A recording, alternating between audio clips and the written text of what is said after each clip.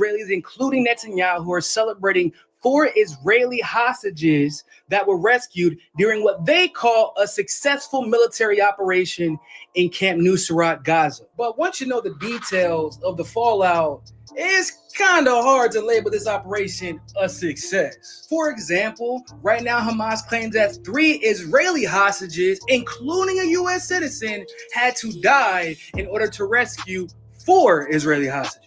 Now, the U.S. has not denied this claim, and it's also important to remember Israel is not shy about killing its own in order to get favorable headlines. In addition to that, Israeli Minister Benny Gantz and former general resigned from Bibi Netanyahu's war cabinet. And the resignation itself isn't as big of a deal as the reason he resigned. Gantz says that Netanyahu prevents Israel from having a real victory in Gaza. He also accused Netanyahu of putting his own political aspirations ahead of a post-war strategy in Gaza, and he demanded that Netanyahu set an agreed-upon election date to not let their people be torn apart. And yeah, he got his little photo ops in with the families he rescued, but the families that have not been rescued yet are accusing him of taking advantage of the situation because he ain't visit them. He ain't check on them. He ain't give them a call to send condolences or give them some hope that their family members might be rescued too. Oh, did I mention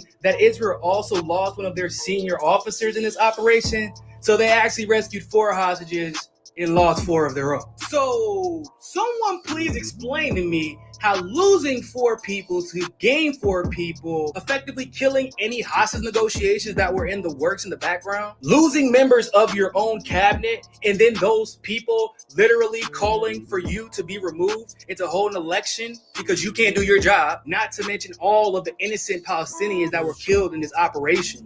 How is that a successful mission? To me, it just sounds like an extremely expensive, costly, and violent PR campaign that isn't even doing all that well. And let me just also say, Breonna Joy Gray was fired from the Hill after she politely challenged the sister of a hostage, saying, "Do you actually think that Israel is doing everything in its power to bring all of the hostages home?" This was after the sister claimed that Israel had a deal on the table that would be favorable for both sides that Hamas should absolutely take. It looks like Bree was right. There was no deal, and this was always a plan. So not only was this a failure of an operation, but Breonna Joy Gray has absolutely been vindicated. What's poppin'? What's poppin'? My friends and my family, welcome to another week of RBN Live. Man, this last week was wild in terms of guests. Also was on Shama Sawant show yesterday, so that should be releasing soon. I had to reschedule with Shama for next Monday, but we still had a lot to cover because you had this operation that the Western media is touting as a huge victory for Israel. Zionists are pretending this is a giant victory for Israel because Israel don't have a lot of victories to celebrate. You have the Israeli government that is in complete shambles as Netanyahu's war cabinet fall apart. You have Netanyahu have government officials leaving him, resigning en masse. You have Israel that taking massive pressure from Hezbollah in the north. You have a massive PR disaster where we're seeing Israel lose legitimacy on the world stage in the likes I've never seen before. So they need wins. They need victories. So they're trying to take this hostage rescue and pretend it's a massive victory. And what's up, Q? I see you in the background. What's up, brother? I'm looking forward to talking to you, brother. I want to show you guys this. I want to get your reaction to this, Q. Because you have this operation that killed over 200 Palestinians. You had IDF soldiers who died. You have hostages, according to Hamas, who died. But they rescued 4 hostages, the same hostages they could have released without all the bloodshed if they just accept the ceasefire proposal. But they're pretending this is a victory for Israel because they are desperate for victories. And I explained many, many times how everything that Zionists projected, everything they projected on the Palestinians, it's true of Zionists and Israelis. As they said that Hamas weaponized violence, we now learn that Israel's been using hot rods to sodomize Palestinians to death in their concentration camps. We learn about the mass rapes that the IDF and Israelis engaged against Palestinians. The same way that they called Hamas terrorists, that is true of Israel and their supporters. Now, we know that Hamas are not terrorists. They're engaged in very legitimate and legal anti-colonial struggle. But the West, the United States, Israel, and Zionists project everything that they are onto Hamas. So let's play this now and bring my guest in. Here you're going to see the terrorist ideology of Zionists. Here we see terrorist ideology being broadcasted on national television.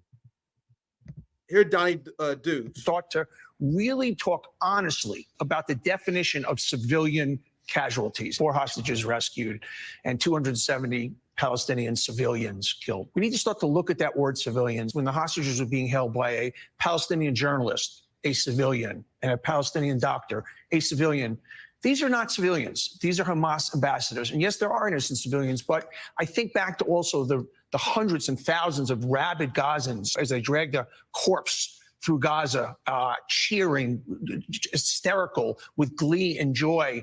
And it's just, once again, the media coverage is, and these were 4 hostages that were taken on a day that 1,200 Israelis were slaughtered, maimed, decapitated, killed in the most gruesome way.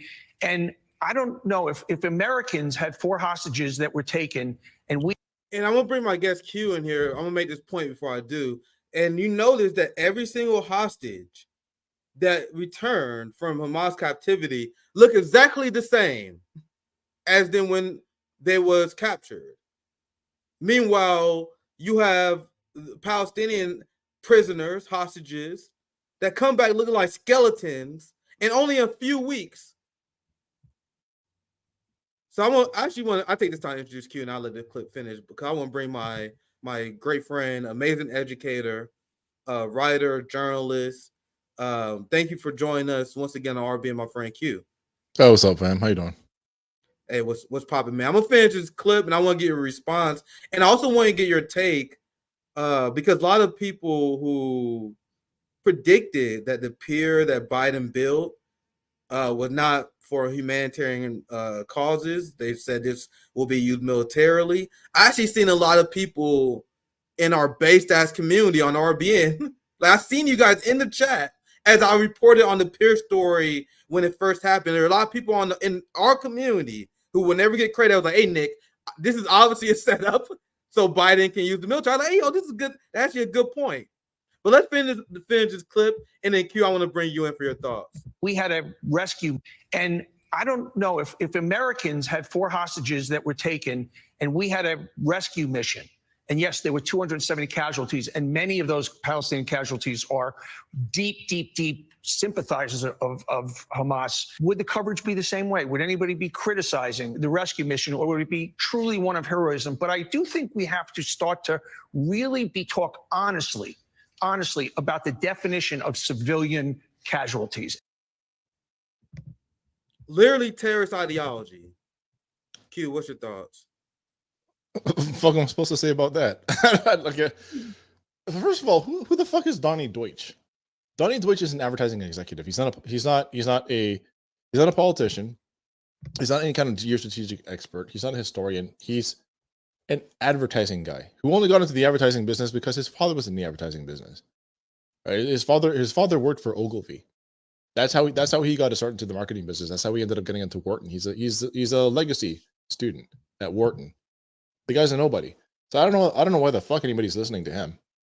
Like I don't see what expertise that Donnie Deutsch is bringing to the conversation. And second, when he talks about rabid Gazans and hostages being held by civilians, one of them being a journalist, that's never been proven. The way that lies fall out of these people's mouths has got to be studied, because you can never actually determine what the truth is, and that's the entire point of Hasbara.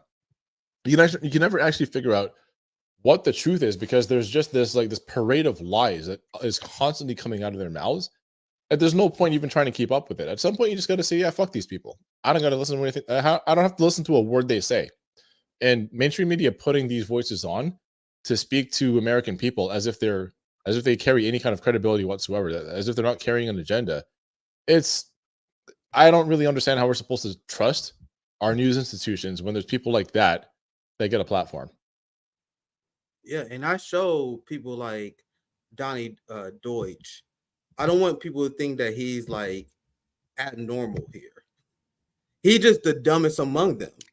One of those people who wanted to say the quiet part out loud. We had people who worked in the Biden administration who blew the whistle and explained how the Biden administration don't see Palestinians as humans.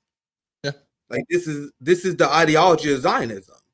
So the clip itself had very, very little to do with Donnie Deutsch.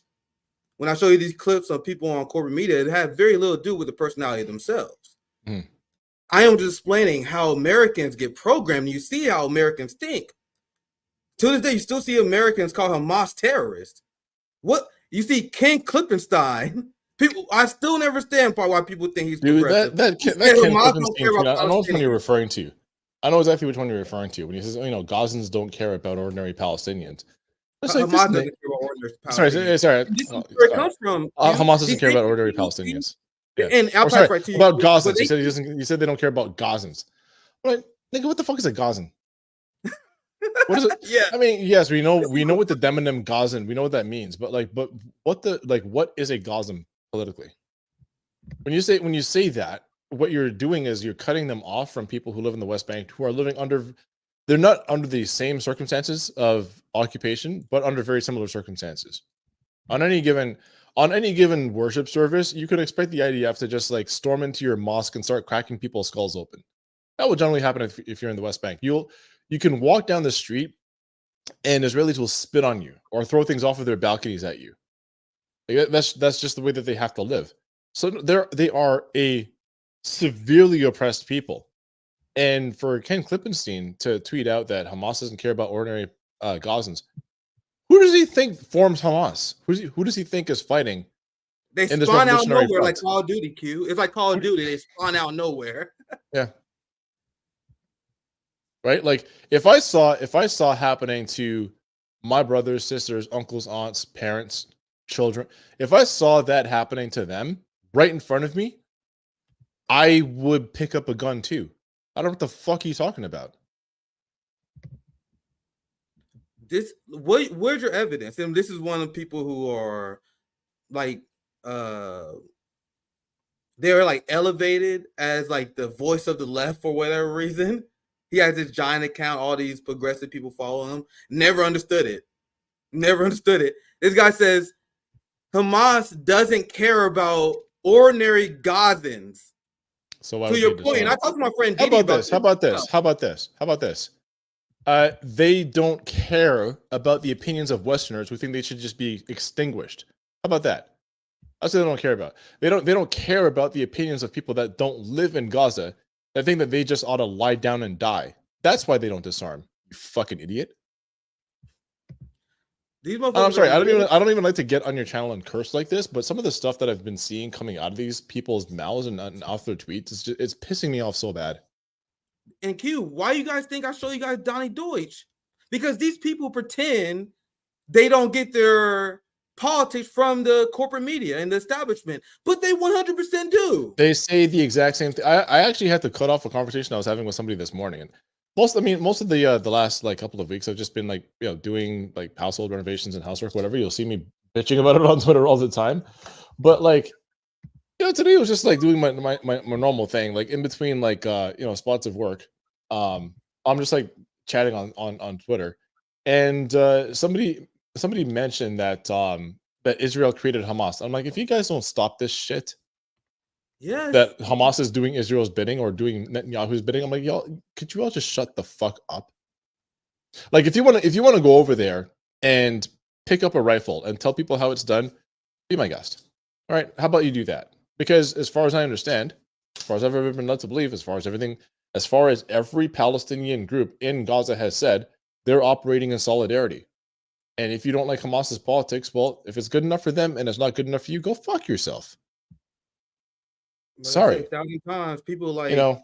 can't And criticize this is also anything. coming off. This is coming hot off the week where my own former employer, low T, soy-addled, disgraced Zionist publisher Jesse Brown, tried to put a wedge between myself and the board of directors at the Canadian Association of Black Journalists.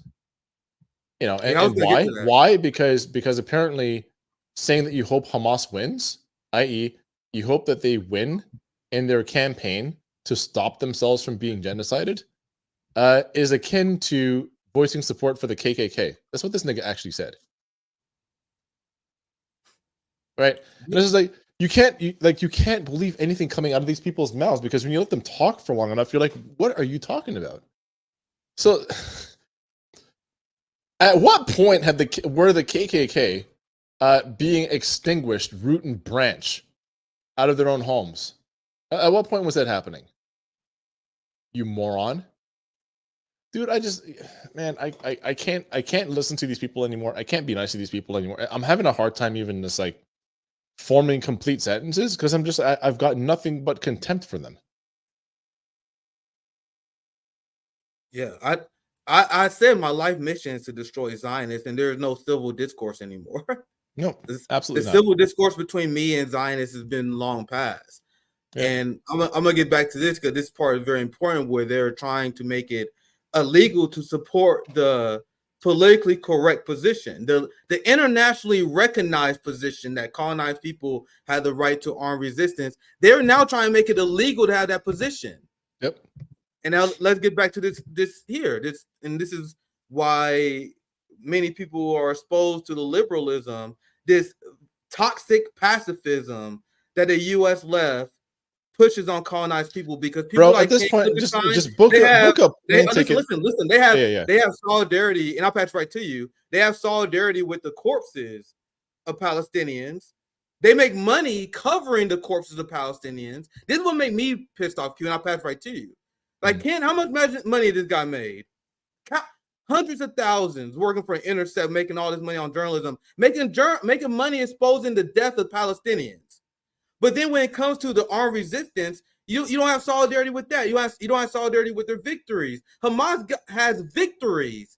That's why they hate Hamas. Go ahead, Q. No, it's just at this point, just book yourself a plane ticket to Israel. Okay. Go like roll on some designer drugs at a Tel Aviv nightclub and get your back blown out by some fucking former IDF soldier turned DJ. All right, just go ahead and do that. Like, why the whole song and dance trying to pretend like you actually support Palestinian resistance? You may as well just go all the way. Like everybody loves to act like they are in support of the oppressed people until those oppressed people start fighting back. Then all of a sudden it's a problem. Right? They're in love with the idea of dead Palestinians. They're not in love with the idea of Palestinian resistance. Yeah, I didn't see this reply. This he ratioed the shit out of him.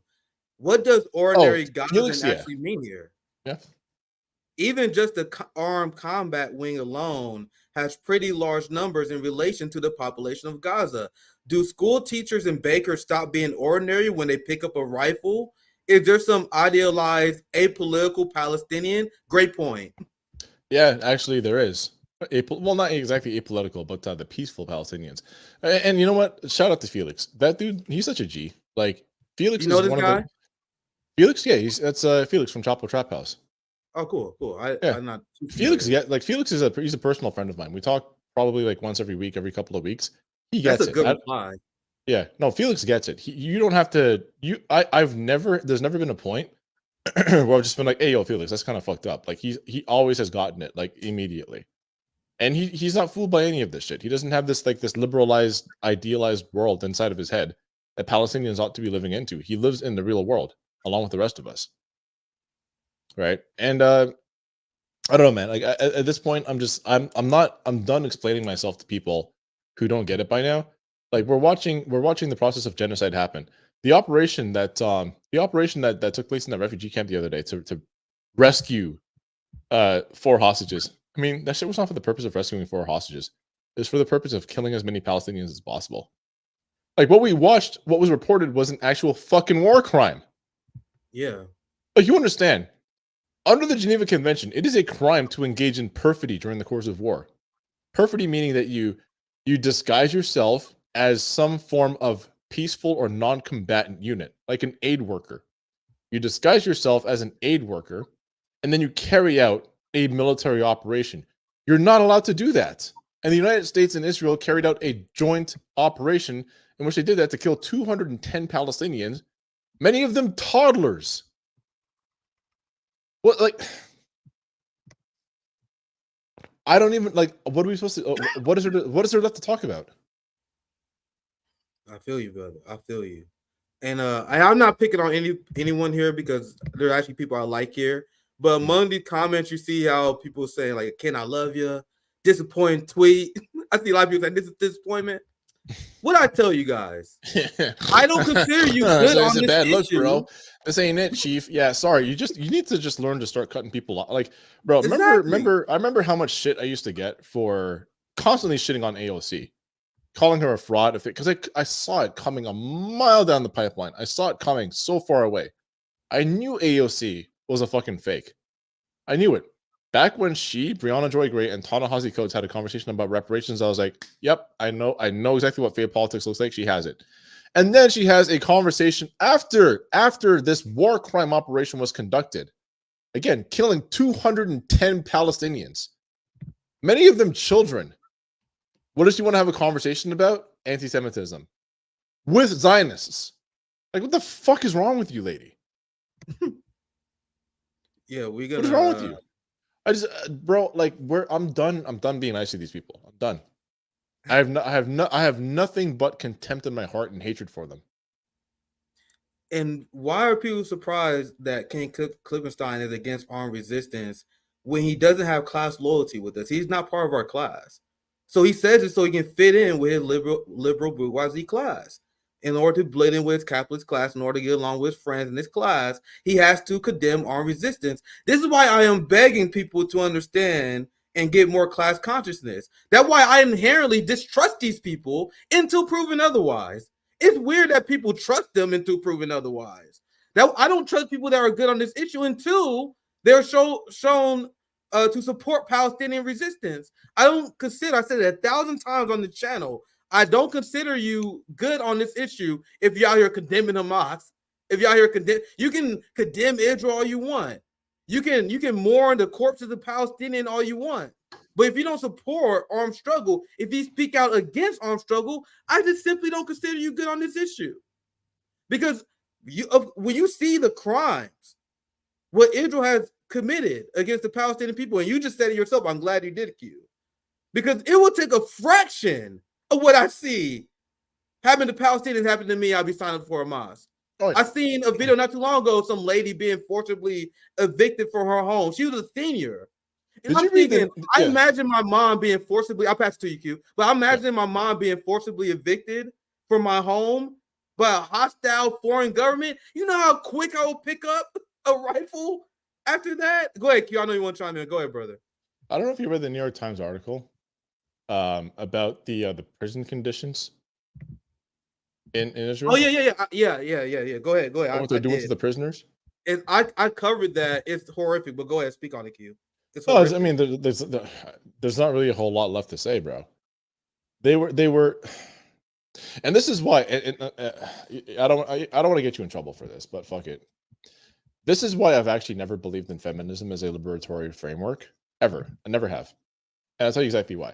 Because when you position gender as a principal contradiction, what you do is create distrust and confusion among people, right? But then you also do this. You create a very strange new contradiction, which is to say that women having inherent virtue are not capable of bad things unless men make them do it, or unless they've internalized misogyny. But how the fuck can you explain that? How can you use that to square the fact with women prison guards and medical staff sodomizing Palestinian men in these Israeli prisons, sodomizing them with hot pokers? What part of your fucking feminist framework explains that? What part of your women and children framework explains that shit? And it was So reported what? in So the New York if you're a Times, dude. Palestinian man, just by your violent nature, you deserve to be fucking raped with hot pokers. All these people that were talking about the rapes on October 7th, where are they now? Exactly. I remember I was called when I said, "There's first of all, there's no proof of that whatsoever. Second of all, that's against operating procedure for Hamas and the PFLP. I've never known an instance where that's happened, where they use rape as a weapon. I've never heard of such a thing." And people were calling me a rape apologist because well, of course men rape in the course of war. How could you not believe? Well, show me evidence of that, and then we can talk about it. And what happens? Months later, this whole mass rape myth is debunked. Did rapes take place on October 7th? Yes. Were they committed by Hamas? As far as we know, no. No, they weren't. And the very same people that are quick to call anybody who denies that those atrocities took place on October 7th, because they didn't, it's just been like a pack of lies that have been debunked steadily over the course of several months. But as long as they get the lie out first, they can just keep repeating it as if it's true, even after it's been debunked by multiple press organizations. And then so now we have actual proof of Palestinian men, I mean, women and children have been sexually assaulted in captivity. But these stories were so gruesome. I actually cried for the first time. It's All fucking month. horrific, I man. I'm not even gonna lie to you, man. I read that New York Times report, and they waited until the very end of the article to even mention it. That should have been the lead. They wait till the very end of the article to mention this, the horrific torture that they were putting these people through. What part of your analysis explains that? It's up to us. This is why I think our role as citizen journalists, and I'm not even just talking about everyone in the audience as well, our ability to share a story, our ability to tell a story, Like is going to be very important. Do you think those prison guards, do you think those female prison guards were doing that to those men because they had internalized misogyny, or because they understand that they are the dominant force of people and they'll do whatever the fuck they want? Which one explains which?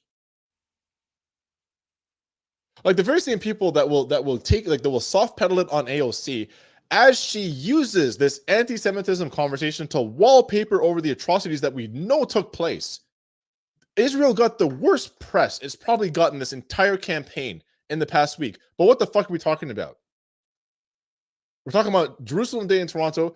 We're talking about the rise of anti-Semitism. The same soy fucking infected, like I said, a low T, just lazy broke ass publisher Jesse Brown, okay, wants to talk about the rise in anti-Semitic hate crimes happening in Canada. Shooting at a synagogue, which was verifiable. It was true. Sorry, it was at a school. It wasn't a synagogue. It was at a school. Okay, but there was also fires that were set at synagogues. One of them was at a synagogue about 15 minutes away from where I live by car. Two of them we know for a fact that it was a congregant from one of those synagogues that set the fires. Deliberately set the fires so they can blame it on Muslim people. Meanwhile, what actually happens? London, Ontario, a family that had a Palestinian flag hanging in their home in a window. Somebody steals their Palestinian memorabilia and sets fire to the home.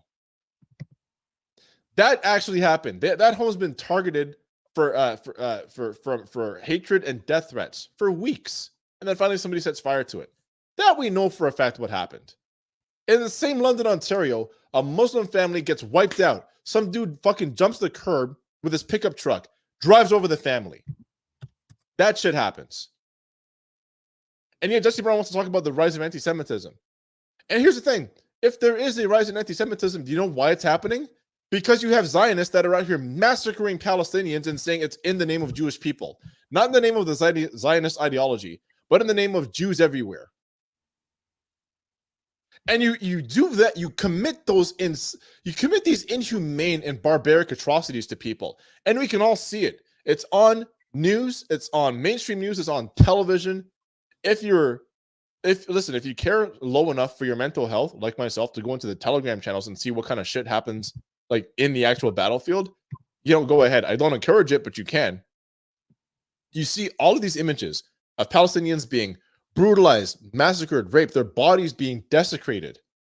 And you're saying this is happening in the name of Jews everywhere. And then you would wonder why people start having ill feelings towards Jewish people. Well, it's like, that's just your ideology. You're carrying this out in the name of your own ideology, but you're incorporating the rest of the Jewish body politic into it. And then you wonder why people are starting to resent Jewish people. And you know what the funny thing is about that? That's exactly what it was that Theodore Herzl wanted.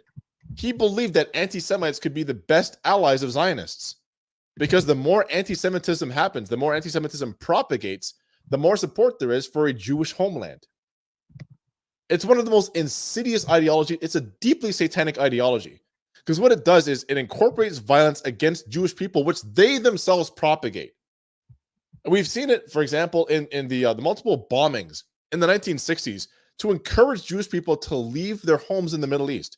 In Iraq, in Afghanistan, Yemen, elsewhere, Egypt, they commit violence against their own people to convince them, hey, you're not safe here. You're not safe from these savages. These Arabs want to kill you. Come here instead.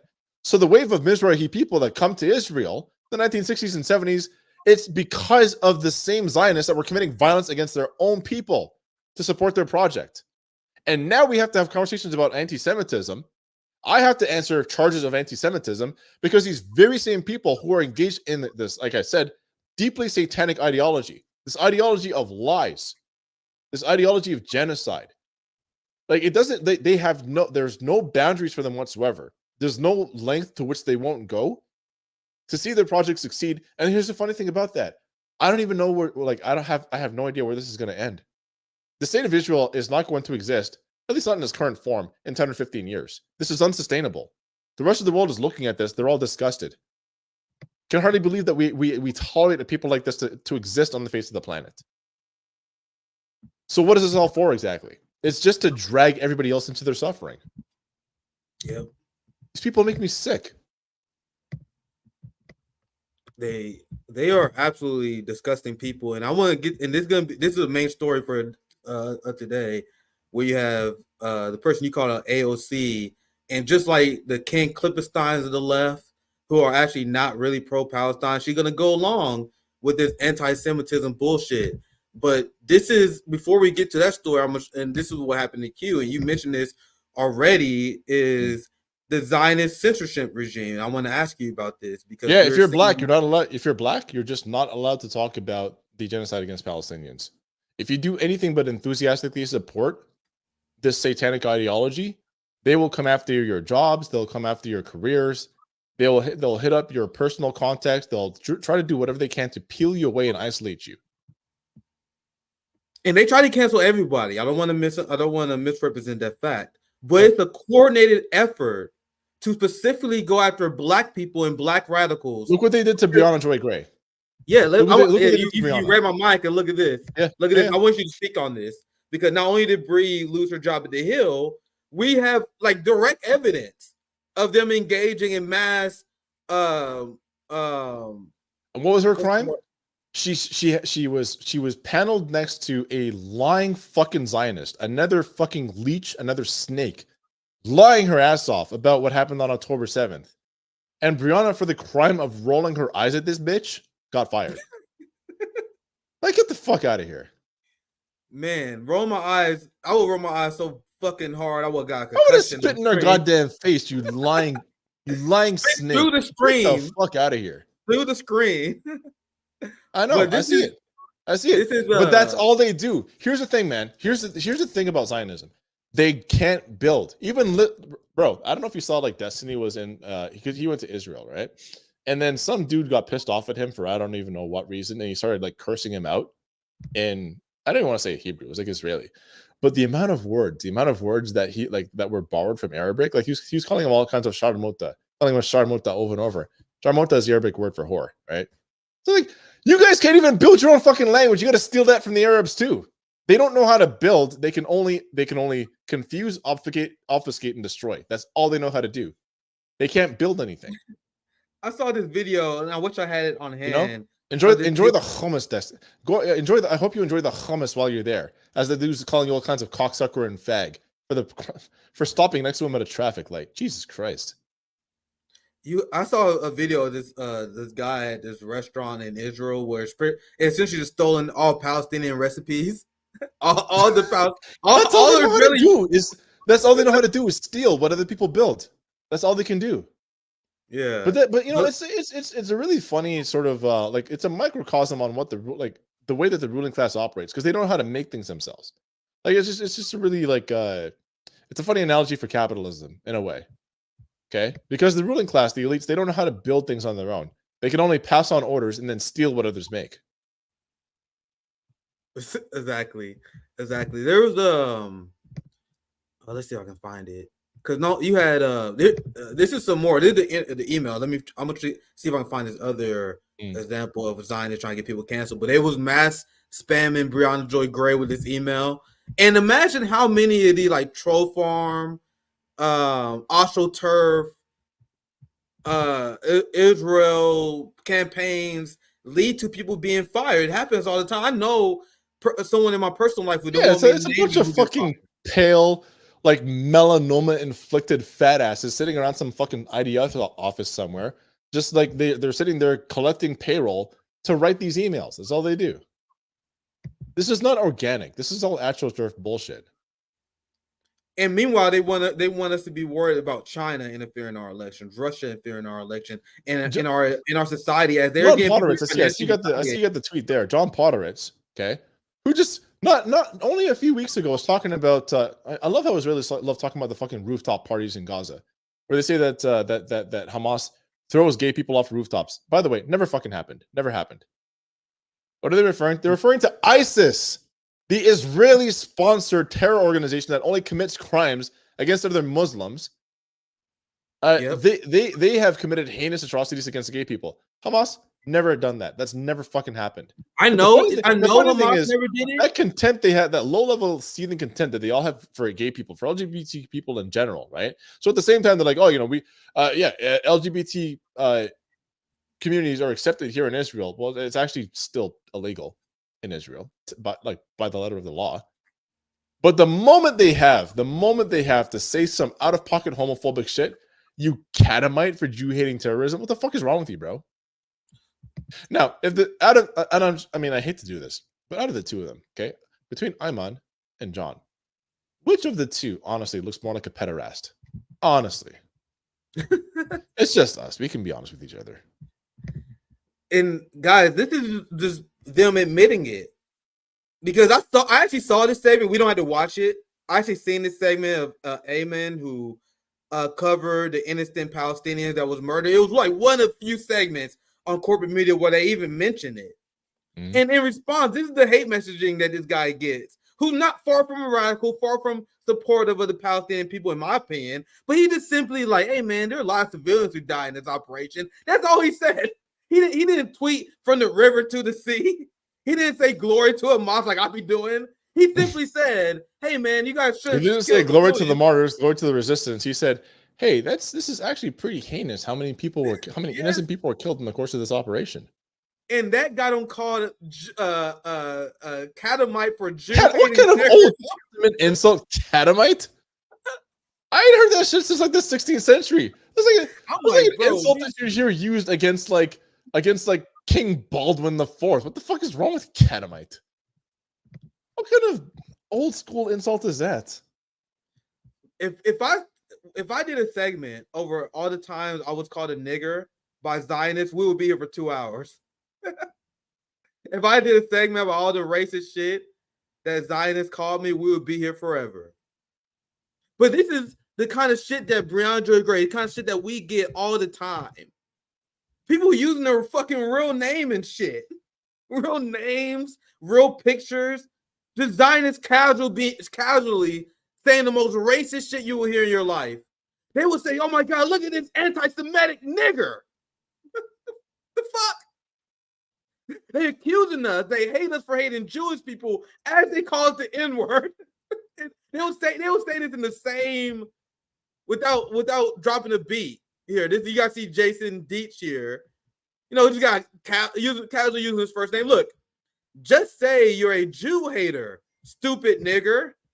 So I am accusing you of hating Jewish people, as I say a vowel word to show how much I hate black people. It doesn't. Here's the thing. It like this will never click for him. It's just fine. Why? Because they still think they have the bill of sale on our bodies. Right? Yeah. They forgot. They think that we didn't get our freedom papers. So it's like, no. You say exactly what I want you to say. Otherwise, I can call you whatever I want. Like they honestly don't believe we ever got our freedom papers. And to be honest, they're kind of right in America. You see how easy they can get you fired, right? In a way, they are right. In a way, they still own us. You're Canadian. I'm American, so it may be slightly different. You see, they tried against you. But in America, and I've been telling people about this, black people need to wake the fuck up. And not just black people, I'm just saying this for emphasis. I'm looking directly at my community here when I say this. We need to wake the fuck up and realize what the hell is going on. There is a war being waged against everyone by Zionism, but targeted specifically at our community. Anyone who dissents, they will destroy. And they made that clear. They will destroy you while being racist while doing it. They will destroy you financially. So when the hell are we going to wake up as a black community and defend our brothers and sisters from this Zionist scourge? It's insane that we allow this to happen. I see you tweet that shit out. I'm serious. Why the hell we letting this? How this even became a thing? It shows why the black community is falling off. And we're here to be the people with the sledgehammer to tell truth to people who don't want to hear the truth. Because now we're going to get into another segment. We see why I may or may not get into today. Because I saw this, and I'm like, bro, I definitely got to bring this up with Q. We have Genocide Joe, who just pulled off one of the most heinous war crimes of helping Israel slaughter hundreds of Palestinians at an aid stop.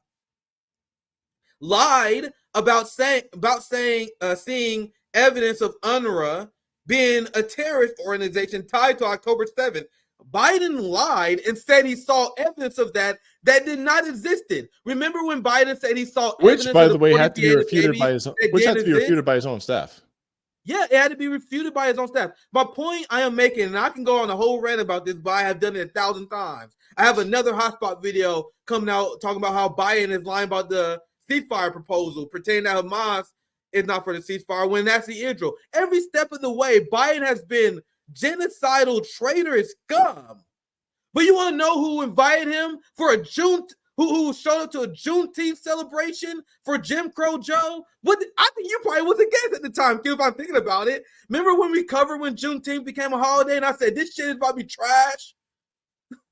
As someone who cared about Juneteenth, the second they made this shit an official holiday, I went live on stream with you guys and told you that Juneteenth is fucking dead.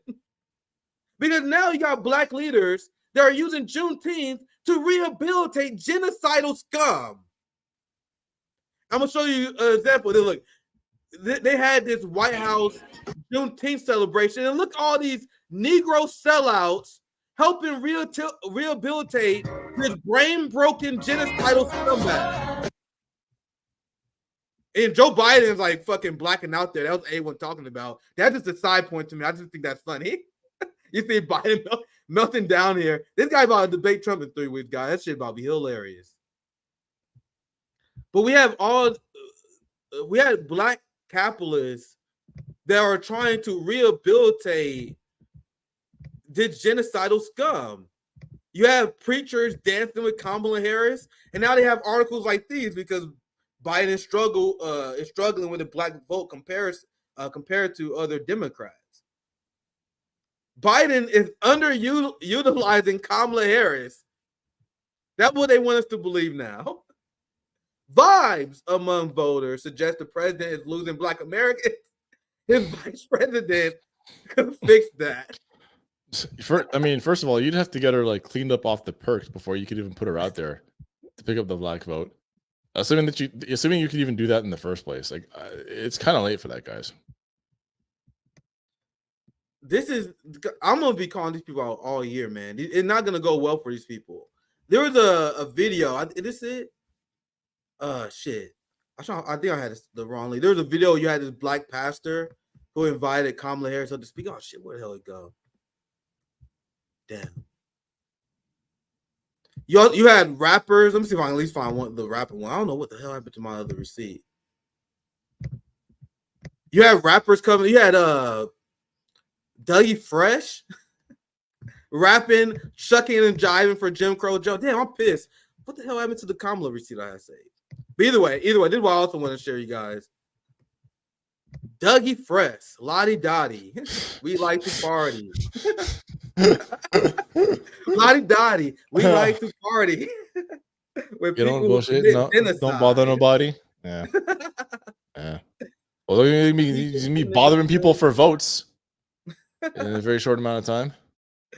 Oh man, I guess I can't listen to Lottie Dottie no more, huh? I mean, listen to whatever you want, but what a fucking loser. What a dipshit. Dipshit. So I don't know if you saw the picture of Billy Porter kissing the ring. What? No. No, I haven't seen Billy.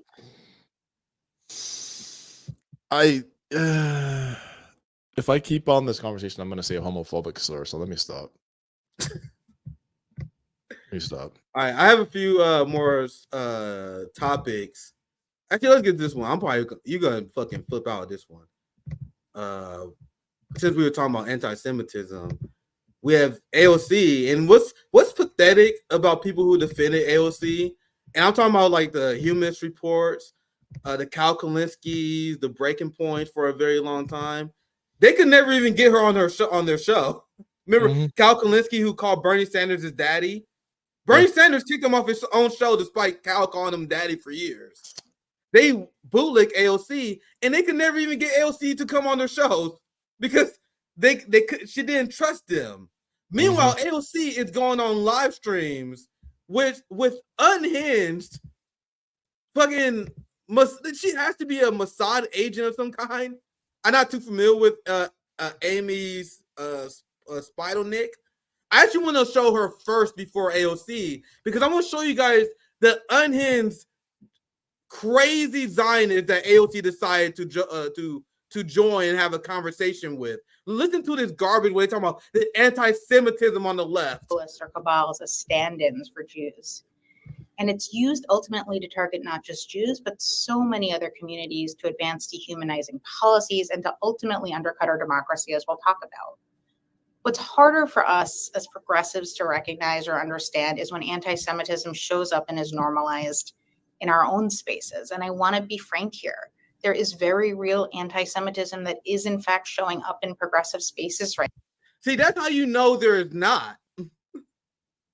Like, you guys see how they constantly have to say this? Just to be clear, guys, the anti-Semitism, this bullshit we making up, it's real. Don't believe me, it's real. Like that's almost like a tell. That they making some shit up. Yeah. And I'm just want to assure you guys that I'm not making this up. It's actually real. But it actually gets crazier. I probably should have stopped it there because it actually gets crazier. Anti-Semitism shows up and is normalized in our own spaces. And I want to be frank here. There is very real anti-Semitism that is in fact showing up in progressive spaces right now. And it's deeply painful and hurtful to Jews. As has been said, criticism of Israel, Israeli policies and its government, it's not inherently anti-Semitic. And the majority of people, students, and others showing up to protest are there to speak out for Palestinian rights, not because they intend to be anti-Semitic. But we've seen the line into direct harm against Jews repeatedly crossed in recent months. And over the last 8 months, in certain ways, for me, it's been almost more personally painful to see what's happening in my own progressive community than, for example, what I saw in Charlottesville, because it's Charlottesville.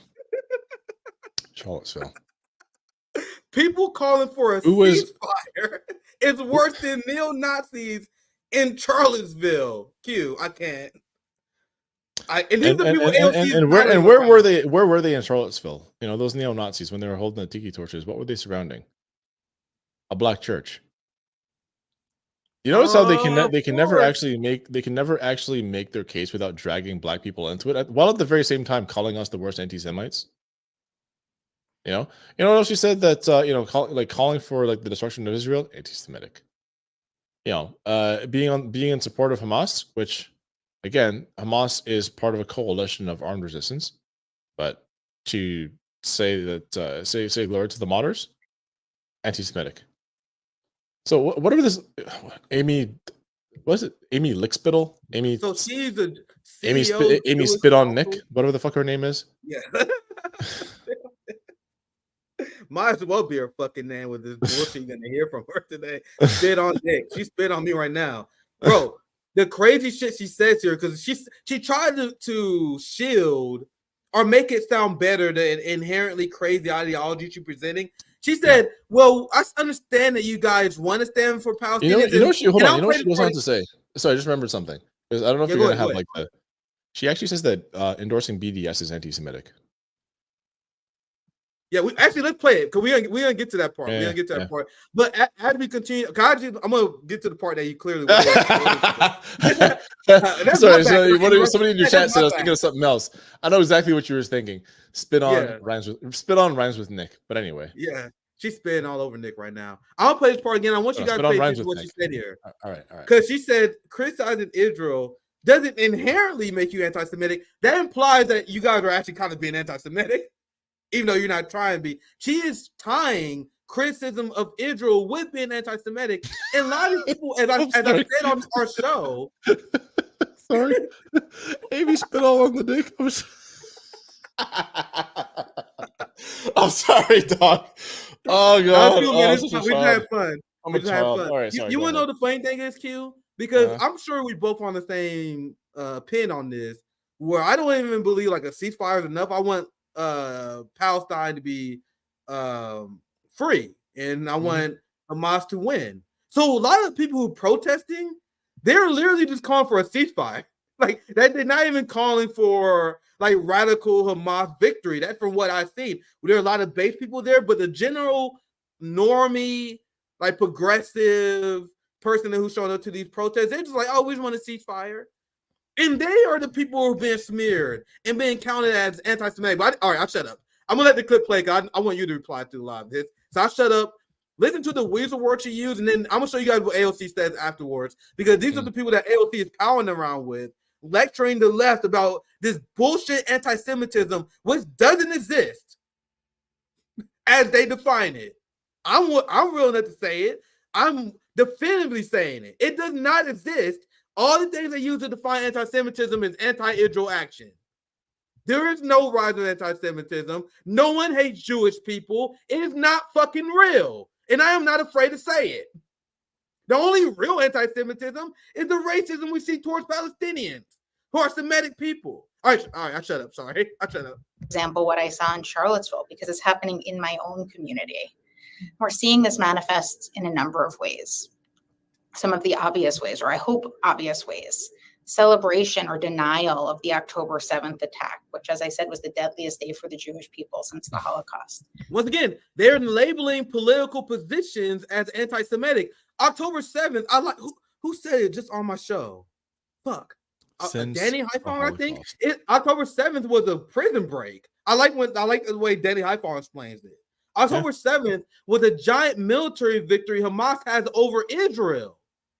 They embarrassed Israel. Here's the thing. Ever since they got their asses beat by Hezbollah, this is how they have to frame. Bro, they were coasting off the gas of the 6-day war for decades. Okay, but you ever notice at the moment they got their asses beat by Hezbollah, this is how they talk about any sort of defeat that the IDF. Anytime that the IDF faces a decisive defeat, this is how they have to talk about it. Yeah. Yep. Yeah. They shame people for celebrating it. Like, we're not supposed to I want Israel to cease to exist. So, of course, I'm going to celebrate a victory of the resistance. Is that illegal now? What the fuck are you talking about? That's absurd to say that, but it gets worse. I need to stop. She's very triggering. I need to stop stopping it. Let's continue. This manifests in a number of ways. Some of the obvious ways, or I hope obvious ways. Celebration or denial of the October 7th attack, which, as I said, was the deadliest day for the Israel or Israelis or Jews to be wiped off the face of the earth. Targeting Jews or Jewish institutions here for the actions of the Israeli government. My own synagogue was targeted in the fall. And if you donate to the Zionist entity, you're a legitimate target. I just want to make that quick point. I continue. Particularly want to take a minute to unpack one major way this is manifesting, because the term Zionist and Zionism is so deeply confusing and so often gets muddied in the public conversation. No, it's not. No two Jewish Americans have the same relationship with Israel. Some have no relationship, but the vast majority of Jewish Americans, about 90% according to recent polls, do have a relationship with Israel, do believe that Israel should exist, that Jews should have a homeland and a place that is deeply tied with our history as a people, even if we fundamentally disagree with the Israeli government and its policies. So it's being anti-Semitic if I don't believe your religious dogma? And she also, and I won't pass to you, Q, because I had to reach a stopping point. I'm sorry, guys. But she also said denying October 7th. What does she mean by that? She's saying anyone who essentially doesn't repeat propaganda that came from Israel about October 7th, you're anti-Semitic. If you don't agree with what we say, you're anti-Semitic. This is a child's argument. Imagine AOC, if we as black people... supposed Go ahead. resistance. AOC sitting there fucking nodding. Yeah, nodding along. And she's going to reaffirm everything she says later. Nodding along. Imagine, Q, that we as black people look at everyone with a straight face say, if you don't support every single ask of the black community, if you don't support reparations... No, not just every single ask of the black community. Every single like ask of like the Tonton Makut. Yeah. If you're not right on board with them, then you're just anti-black. Get the fuck out of here, lady. Yeah, that's a good example, Q. Like pick the, like, you have to agree with everything they say.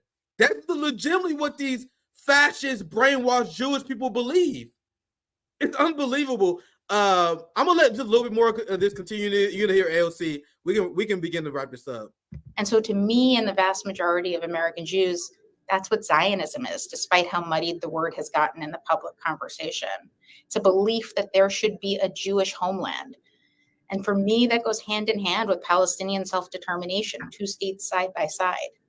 And so not all anti-Zionism is inherently anti-Semitic, but a litmus test for Jews, 90% of whom have a relationship with Israel, that says you have to leave that relationship at the door if you want to come into these coalitions. That is. And we... So there it is.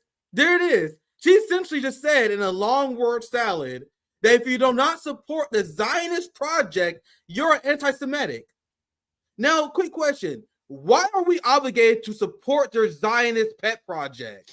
Imagine, Q, we had black people say, we want Georgia, Atlanta, and Texas. That's ours.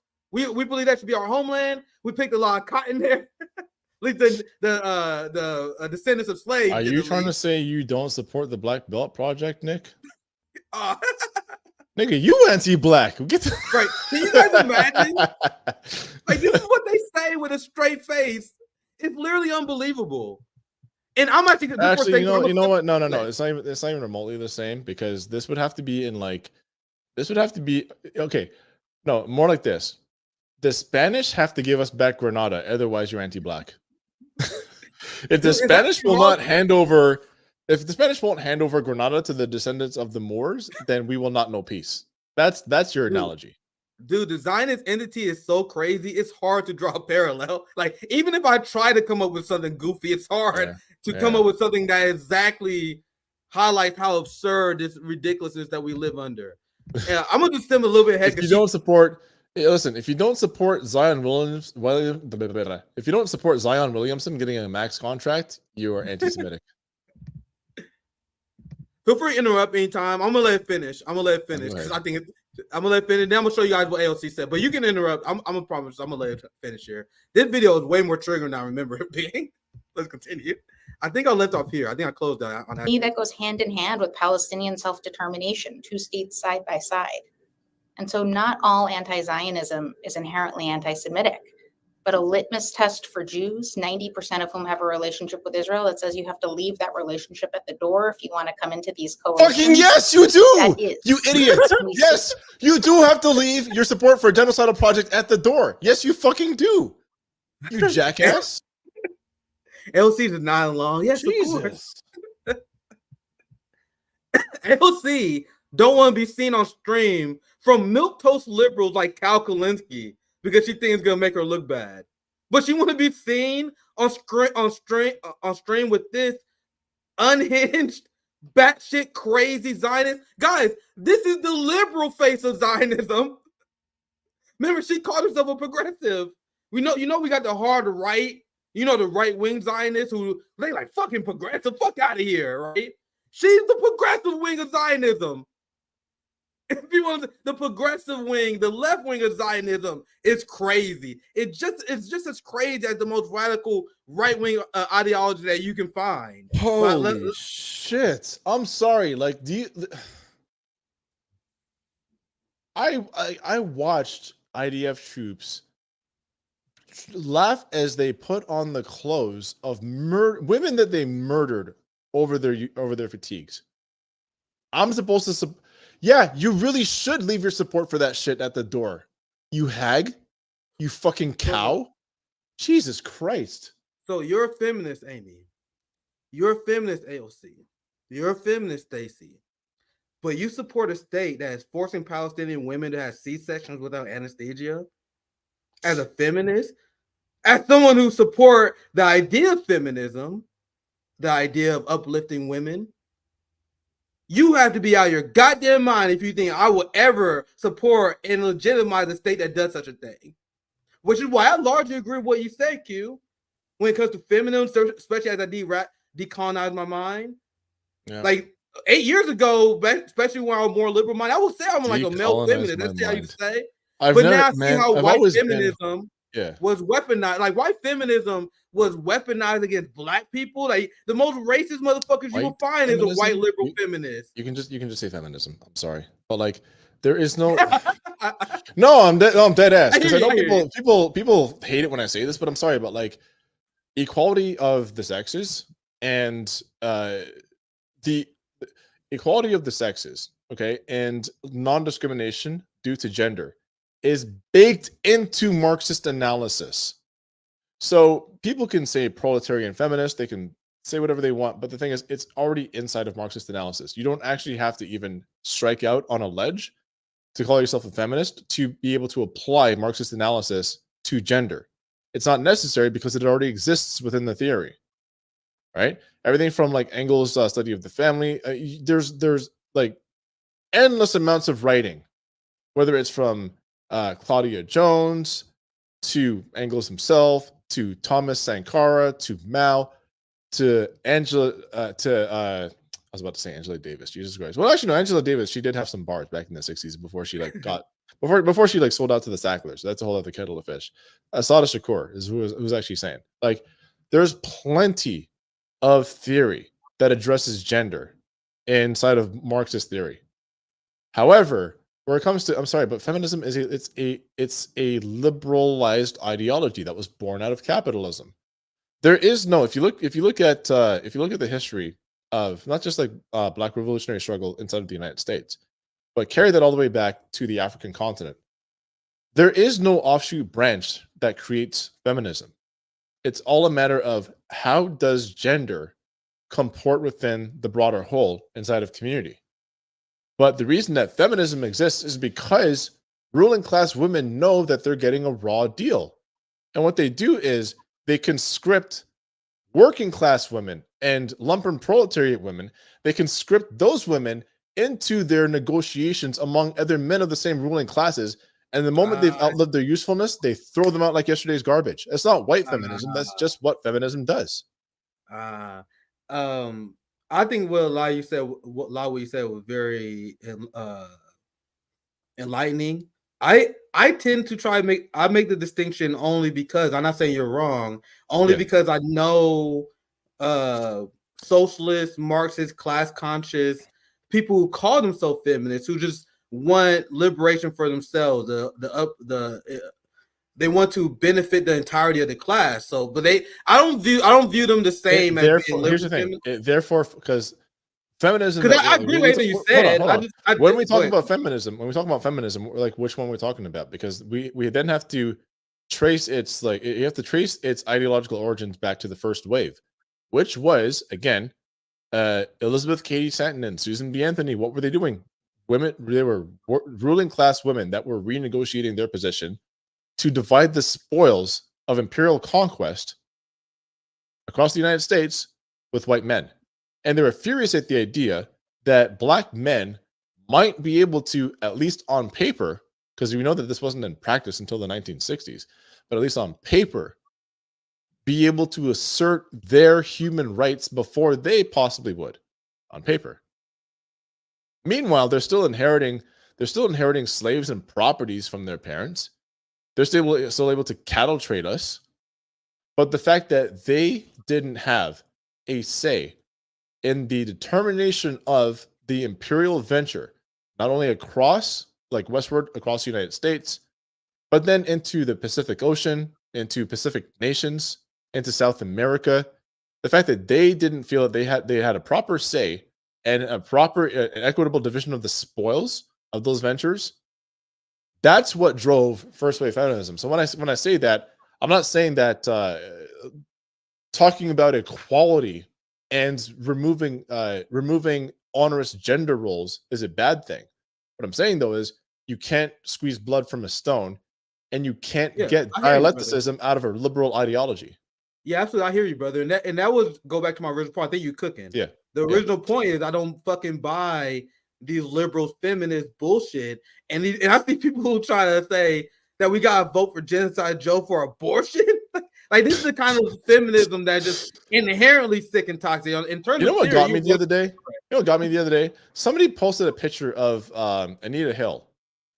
Remember when Clarence Thomas was facing the Senate hearings for confirmation? They brought up Anita Hill because she was talking about the ways that Clarence Thomas had just absolutely like sexually brutalized her. And they're saying like, what they're basically saying is if you hand Trump another term, this is what you can expect. More Anita Hills.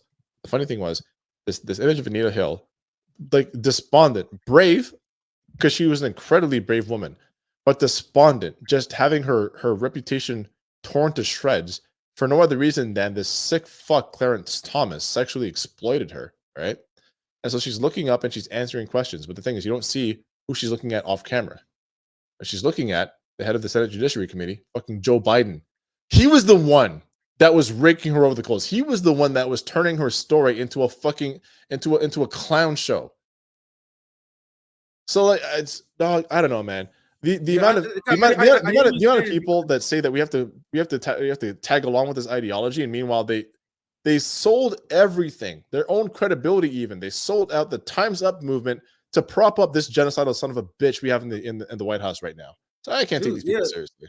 Yeah, Q, trust me, I am in agreement with you because when I was younger and my more liberal minded, when I was more liberal minded, I was on board. Like I was on board because I back then I viewed feminism as a way to uplift women, like because I care about uplifting everyone, but they just kept losing me. Like as I was going, I'm like, all right, you motherfuckers clearly don't give a fuck about what your ideology claims to be. And then you see, and then I learned about how white women and white feminists use and weaponize accusations of rape against African American men throughout the course of the last few centuries. Then I saw in real time how quote unquote liberal feminists bought the lie about mass rape hoax because they inherently believe that all men are evil, and when they hear that Palestinians are raping people, they of course believe it. So their feminism actually leads them to believe pro-genocide propaganda, and I'm like, all right, dude, this shit is not it. Like there's an author by the name of Jasbir Puar who's written some very good books on this. Like Jasbir Puar, I mean, as far as I understand, she's not a Marxist, but people really ought to read her work. She's very good at analyzing how like liberal, ostensibly like ideologies that are formed for the purpose of equality, whether it's among genders, sexual orientation, etc. But they use some very poisonous priors, especially where it comes to Black and Arab men being inherently predatory and violent. They use that to prop up their wars of aggression overseas, this being one of them. Yep. White women tears is one of the most dangerous weapons known to man. We only have a few more quick segments and we can begin to wrap up. I'm gonna try and keep my shows around 90 minutes or so, 90 minutes max. So I'm gonna get through this video. Actually, I'm gonna get to AOC's part. You can see her. No, you gotta hear the rest. You gotta hear the rest of what she says, man. All right, that's fine. AOC doesn't actually even say anything. Okay, go ahead. Yeah, go. You can interrupt if you want to. I'm gonna try to let the video play, but you can interrupt. Feel free to chime in. Let's continue. Side by side. And so not all anti-Zionism is inherently anti-Semitic. but a litmus test for Jews, 90% of whom have a relationship with Israel, that says you have to leave that relationship at the door if you want to come Yes. into these coalitions. Yep. Sorry That about that. is. And we see it in calls to ban or boycott Zionists, like these lists of Jewish authors or artists Okay. that are Can I just making ask one around. question? Can I ask one Yeah, question? yeah, go ahead. Go ahead. Okay. So, like, if there was, say, here we go, female genital mutilation, would it be inherently Islamophobic to say, hey, sorry, you can't practice female genital mutilation here? Would it be Islamophobic to say that? Of course not. Yeah. Of course it would not be. Are you fucking kidding me? Now, scale that up to the level of Zionism and tell me how it's anti-Semitic to say that you should actually leave this genocidal ideology behind. Jesus. Anyway, sorry, go ahead. Yeah, no, you good. Feel free to chime in anytime. I already talked enough this segment. That's why I'm trying to shut up some more. Go ahead. I'm gonna let you continue. All good, man. During Yeah, Pride Month, where in certain spaces Jews have been told they can't show up as their full Jewish selves. We're seeing it in calls to ban Jewish organizations like Hillels from campuses. Even this weekend, and it's one of its most horrific forms, chants like we saw in DC of, quote, kill another Zionist. Frankly, we saw it in some of the responses to this event. The people who are calling me and Stacy, Zionist scum, not a human, evil and shouldn't live, simply because we're here to have a conversation about anti-Semitism. And so when we use this term Zionist as a pejorative, when we use it to call for bans, boycotts, the elimination, it's ultimately calling for the vast majority of Jewish Americans to be banned or boycotted and eliminated. And that is effectively a form of anti-Semitism. And what that does is ultimately divide Jews from the very coalitions, the very spaces we all need to be in right now. And I think the point that you make too about the muddying of this term and how so many people have they engage in different definitions of this term, utilizing it in different ways. And that then creates an opening in a spectrum here. Exactly. So you heard all that crazy shit she said. Don't worry, we got some more. I'm gonna show you guys some more stuff she said. You heard all the crazy shit that she just said there, and your response is to affirm it. You guys see how much me and Q struggle to get through the 4 minutes? Have you ever? AOC nod along and just affirmed all the crazy bullshit she said. Go ahead, Q, and then we get to the Have you ever known AOC to come up with an original idea or like a unique insight on her own, like without prompting? It's never fucking happened. All she knows how to do is just let people talk and fucking nod her head up and down. Do you remember the Bolivian coup? When she had the pro Anya supporters in her office unfurling a flag in her fucking office, and the people that were saying, hey, these people are actually fascists, can we get a meeting with you? And then her staff was like, nope, we don't have time for that. Nope. Do you notice how this keeps happening? Yeah, it keeps happening because like a lot of people say that she's like CIA supported and all that. I don't like to get into that conspiratorial. Like I'll say, she a op, but I'm just joking, right? And also when I say op, I don't mean like a CIA like psyop. I mean op as in like she's the opposition. Yeah, exactly. That's what I mean by it. Yeah. Like the way that you and me understand the word op. When I say she a op, right? But like she's one of our enemies. So I don't really like to get into the whole like CIA shit. You don't need the CIA to produce somebody like this. I'm sorry, but she's airheaded. Yeah. Like she's just an idiot. She's a very good campaigner. She's a good retail politician, but she's also a fucking idiot. You don't need the CIA to produce somebody like this. She deferred to caucus leadership on Venezuela. Mostly because I think she don't know what the hell was going on. And I agree mostly with your analysis and a few others that she's not that smart. And that's the point I make on the show all the time. There are people in elite academia that are smart, but it doesn't make you smart to be part of elite academia. I learned that through my time in this space as a college dropout, seeing all these people with college degrees who are dumber than fucking rocks. You know what I mean? There was a point when I explained this many times before where I used to think that people with degrees were smart. And then that shit quickly eroded as I'm a dropout. I can do 90-minute, 2-hour foreign policy live stream with people with doctorates. I do it like it's a Sunday. And meanwhile, there are people with doctorates and master degrees who couldn't discuss Middle Eastern politics without sounding like a jackass and their life depending on it. Well, Because go ahead, Q. Yeah. I know you want to chime in. No, I was Then we gonna get say, to- like, it's. I mean, we can't really be surprised by any of this because, like, you know, what did Gramsci say about academics inside of the imperial core? Like, what does Gramsci say about you know, academics and imperialism? Like, the way that hegemony is maintained is by reproducing itself through the academy, yeah, right? So you don't need an AOC to be like, you know, sitting under a CIA hot lamp and have this stuff drilled into her head. She absorbs it by osmosis, by the stupid people she talks to, by like the political environment that she lives and breathes every single day, and just absorbing this stuff. She has ideas about what it means to be revolutionary or radical or even progressive and so on, but these are just words. Like, in this postmodern atmosphere where we live, where nothing actually means anything, words have no meaning.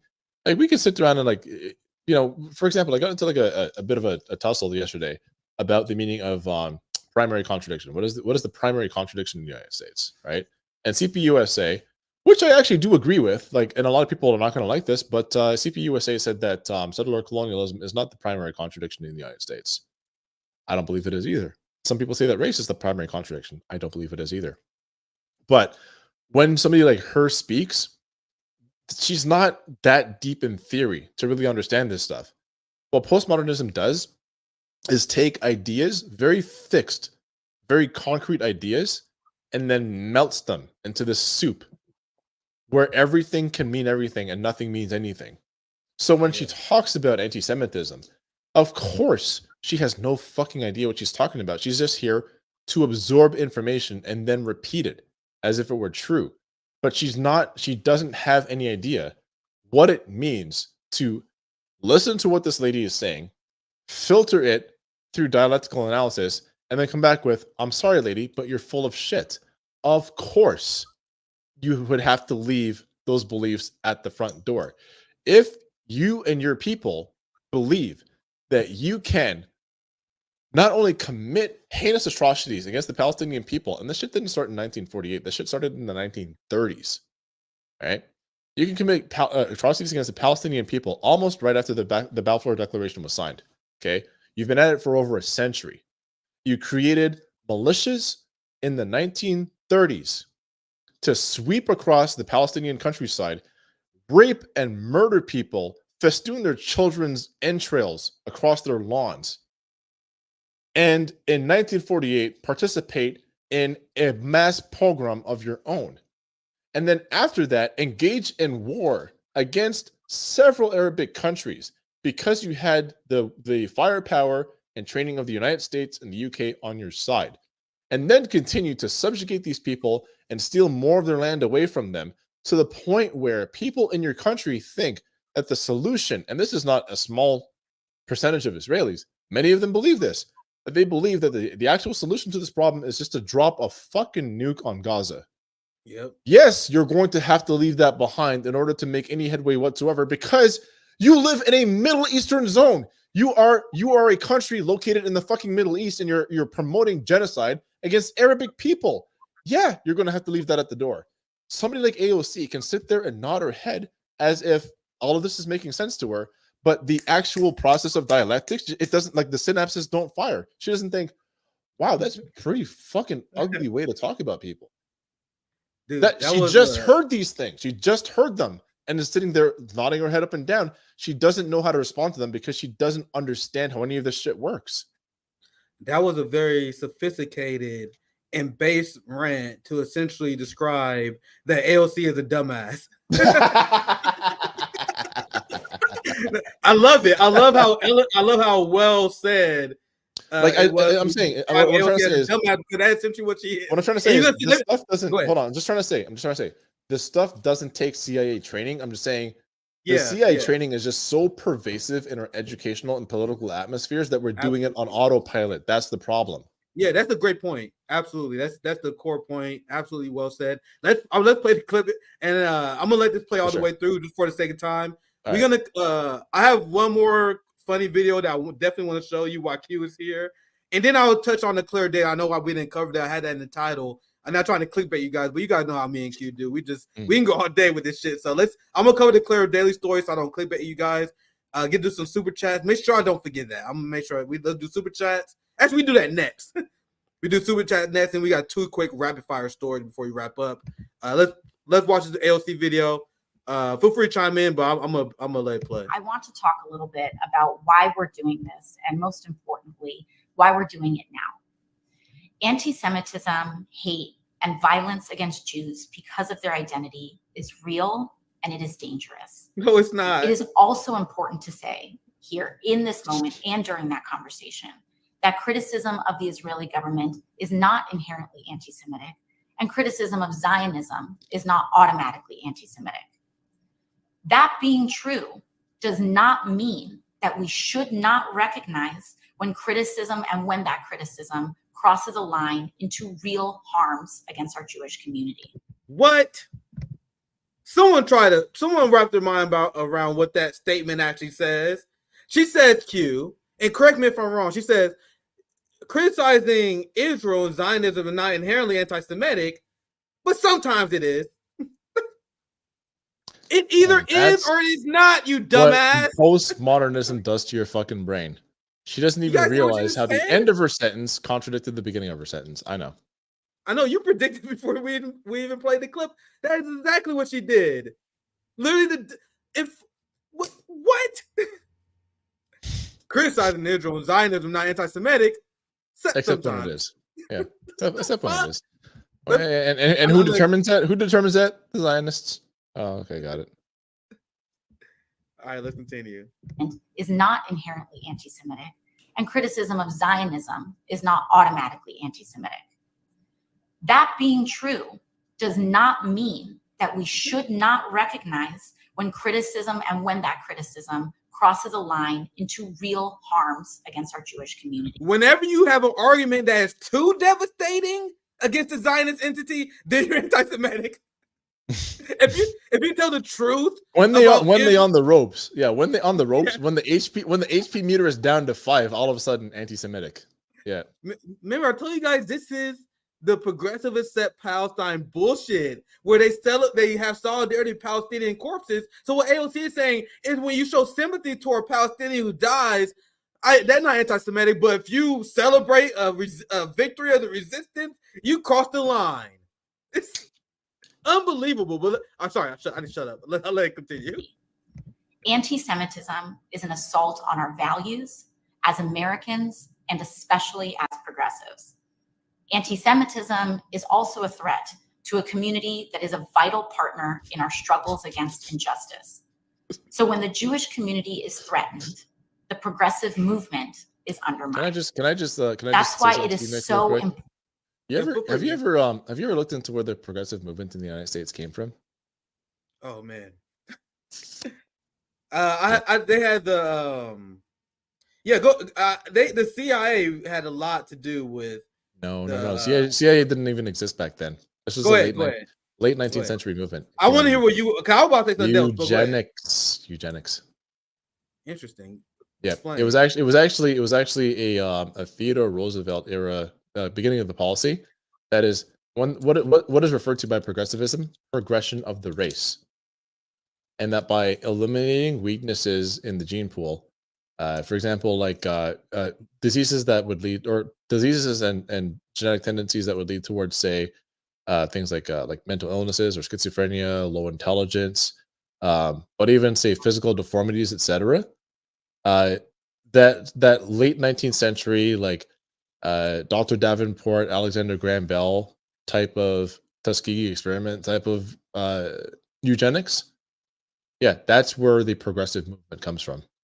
You gotta give me something to read. So when she says progressive, it's like Pavlov's bell going off in my head. I'm like, oh yeah, you actually support genocide. You love this shit because that's where this ideas come from.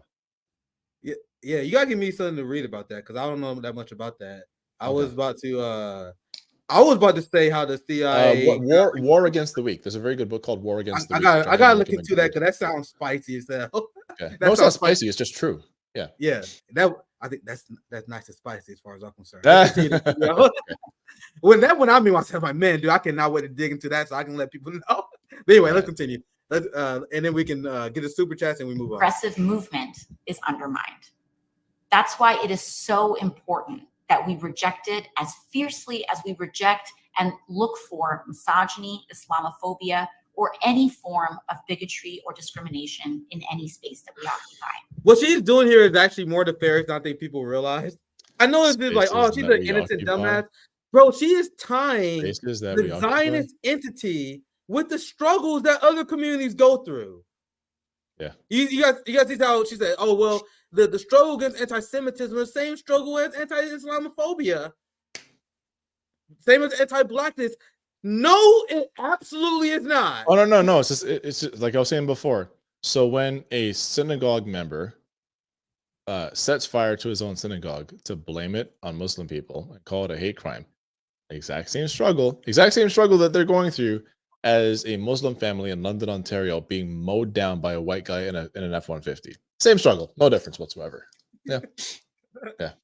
You know, the amount of times that Jesse Brown would like talk about. He was at a very conservative shul about a week and a half ago, and he was talking about like hearing these words like a global intifada. You know, every time that Jews have to hear these words, it's like a black employee opening his locker at a warehouse and seeing a noose hung in it, which he actually fucking said in front of an audience. Why they like you said? It's like they always have to bring the history of the history of anti-black violence into it because they don't have any better examples. It's so annoying. But let's get super chats. It's always fun having Q on, man. We can just riff and have a blast all day. But I try to keep it 90 minutes, but you already know there's no way we keep this shit 90 minutes when Q joins. There's no way. That's your fault. That's your fault, homie. Anyway, no, it's all good. I'm having a blast. Hey, I'm gonna leave this. I'm gonna leave you on this note, okay? Leave you on this note. I want your audience to ask this of themselves, all right? In American history, when have Jewish people faced systemic oppression? I would like for the audience to be able to answer that. And number one, when have Jewish people faced systemic oppression in the United States? Broadly, okay? Not like here and there examples. I'm talking about broadly. And number two, between Italian people and Jewish people, which of the two groups has faced more lynchings, or have died? Which of the two groups have a higher body count from lynchings?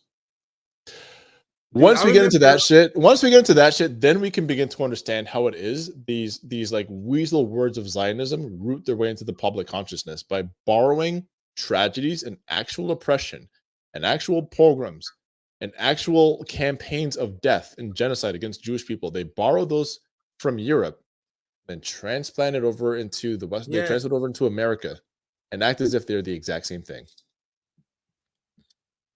I remember I saw you made a Twitter thread about that, and there was a ton of Zionists who was upset, and I remember seeing you just cooking them. I still remember that. I knew exactly you was just cooking them because I dare people to answer the question because I thought about like I remember I saw that when you was going off, but I was like, you know what, he was cooking right now, bro, and they couldn't prove you wrong either. But let's get some super chats. Feel free to chime in anytime. We're gonna begin and wrap up soon. There's one video that I had to show you guys before I leave today. I don't care how long we're here. Shout out to Eddie, by the way. Midwestern Marks, hit me up anytime, bro. Yeah, big shout out to Eddie. Midwestern Marks will be joining us tomorrow. Actually, hey, I'll watch that. All right. Yeah, so bro, we cooking. Here it is. Zoya, Zoya's Love, Zoya's Life. Midwestern Marks will be on RBN Tuesday, 2 p.m. Eastern time. So yeah, we hype for that. Right. Another announcement, since we're here doing announcements. You guys already know it's going to be in Chicago for the DNC convention showing solidarity with everyone who's going to be protesting. Shama Sawant is going to be there. Workers Strike Back is going to be there. They have an event, and I'm giving a speech at Chicago. I'll be there giving a speech with them. We're going to do a lot of live coverage. So, bro, if you guys are in Chicago, hit me up. I'm going to be there. We're gonna try to put pressure on these genocidal scum. Actually, let me get to Daryl first. Comrade I met out of Seattle. Great guy, this guy is. I am the right amount of high for this. Absolutely. Me too. Thanks for the $5.499 Buckeye fan. Just got in the come on, man, you about to turn into a 2-hour show. No, Does Q here's think no. Drake I has actually had a long conversation the night that Not Like Us came out, and I mean that was the song that fucking cooked Drake, right? Uh, I kind of I actually had the wrong point of view on this one, which was that like Drake kind of crowded out the already existing hip hop community in Toronto, and then a friend of mine who's actually like deeply embedded in the music industry, and he actually has gone from like hip hop to like putting together like tours for rock stars.